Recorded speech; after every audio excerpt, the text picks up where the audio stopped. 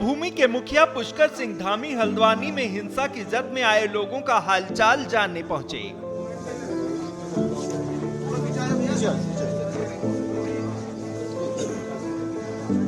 पत्थरबाजी में घायल हुए एक एक शख्स से मिलकर उसकी तबीयत का हालचाल ले रहे हैं।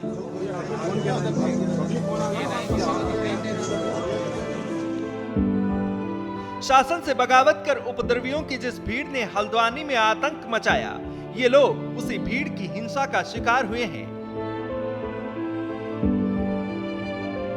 हिंसा में सैकड़ों लोग घायल हुए हैं, कई पुलिसकर्मी भी जख्मी हैं। सीएम धामी ने हिंसा में घायल हुए पुलिसकर्मियों और अफसरों का भी हालचाल जाना और उनका हौसला बढ़ाया। घायलों ने सीएम धामी को आप बीती सुनाई, बताया कि कैसे दंगाइयों की भीड़ ने उन्हें अपना शिकार बना लिया। पत्थरों की बारिश के बीच किसी तरह इन लोगों ने अपनी जान बचाई। हिंसक हुई भीड़ के निशाने पर जो आया वो इसी तरह लहूलुहान हो गया। गनीमत ये रही कि किसी तरह इनकी जान बच गई। उपद्रवियों ने पुलिस और प्रशासनिक अमले पर पत्थरबाजी की, सैकड़ों गाड़ियों को आग के हवाले कर दिया, घरों और दुकानों में तोड़फोड़ की। अराजक तत्वों ने कैसे पूरी रात हल्द्वानी की सड़कों पर बवाल काटा, उसकी तस्दीक ये तस्वीरें कर रही हैं। राख और मलबे का ढेर ये बताने के लिए काफी है कि कैसे भाईचारा की इस पवित्र नगरी को हिंसा की आग में झोंक दिया गया।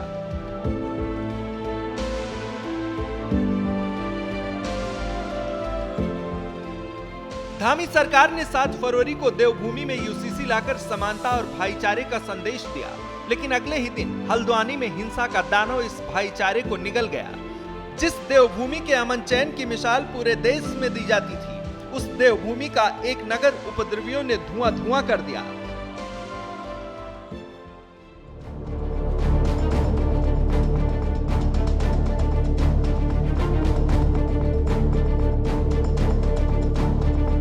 विवाद सरकारी जमीन पर अवैध कब्जे को हटाने को लेकर था।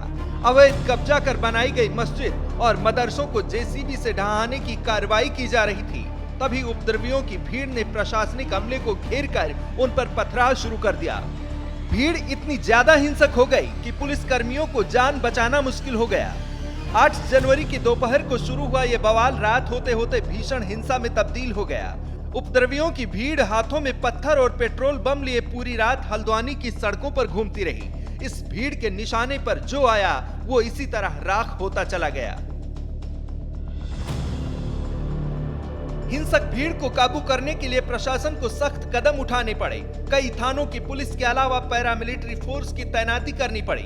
इंटरनेट सेवा पर रोक लगाई गई। पूरे इलाके में धारा 144 बहाल कर दी गई। इसके बावजूद भी जब उपद्रवियों का आतंक कम नहीं हुआ तो हिंसा करने वालों को देखते ही गोली मारने का आदेश जारी करना पड़ा। इन तमाम प्रयासों के बाद फिलहाल हालात काबू में हैं, लेकिन अब बारी एक्शन की है। सीएम धामी ने साफ कर दिया है कि हल्द्वानी को हिंसा की आग में धकेलने वालों का चुन चुन कर हिसाब होगा। सीएम ने साफ कर दिया है कि किसी भी दोषी को बख्शा नहीं जाएगा। इन्होंने देवभूमि की जो फिजा है, देवभूमि का जो माहौल है, उसको खराब करने का प्रयास किया है। पूरी तरह से कानून तोड़ा है, कानून अपने हाथ में लिया है। पत्रकारों को भी बुरी तरह से उनके कैमरे तोड़े हैं, उनके साथ मारपीट की है। मारपीट हुई है, किस तरफ से आगजनी हुई है, हत्या का किस तरह से प्रयास हुआ है। कानून अपना काम करेगा। इसमें जिन लोगों ने भी सरकारी संपत्ति जलाई है या लोगों की संपत्तियां जलाई हैं, वाहन जलाए हैं, उसके सारे वीडियो फुटेज, फुटप्रिंट सभी उपलब्ध हैं। उसको चेक किया जाएगा, जांचा जाएगा और उस पर जो भी कार्रवाई है, विधि सम्मत जो कार्रवाई है, वो कार्रवाई यहां पर की जाएगी। सीएम धामी के निर्देश के बाद प्रशासन ने उपद्रवियों को मिट्टी में मिलाने का एक्शन प्लान तैयार कर लिया है। पुलिस हिंसा में शामिल लोगों की तलाश कर रही है। इलाके में लगे एक एक सीसीटीवी को बारीकी से खंगाला जा रहा है। जल्द ही हिंसा करने वाले सलाखों के पीछे होंगे।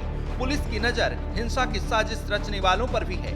साजिश के तार कहां तक जुड़े हैं और वो कौन लोग हैं जिनके इशारे पर हिंसा फैलाई गई, इन सब का पता लगाने की कोशिश हो रही है।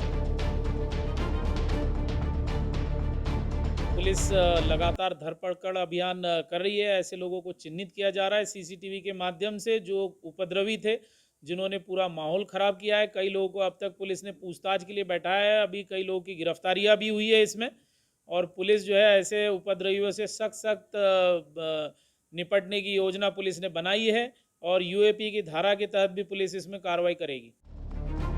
सीएम धामी हिंसा पीड़ितों के जख्मों पर मरहम लगाने का काम कर रहे हैं।